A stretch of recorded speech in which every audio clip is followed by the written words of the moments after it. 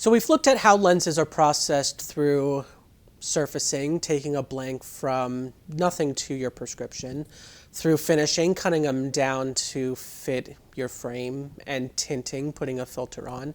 Now we come to the end process for us, which is putting an anti-reflective coating, AR coating, onto the lens.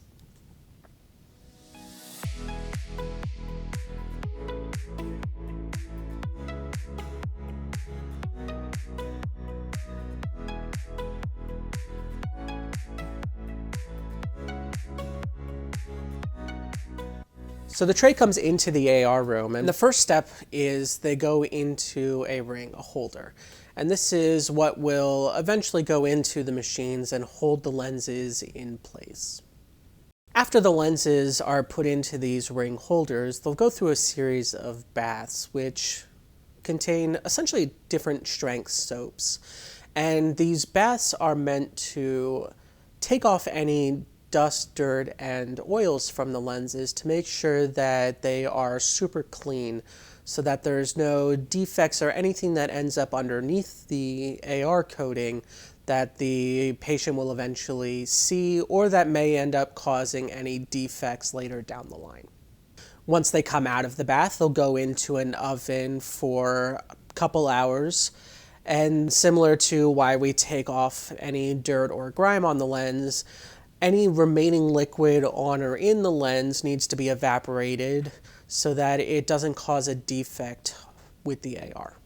Once we take the lenses out of the oven, it's time to move over to the actual AR machines. So we'll put the lenses and crucible into the machine.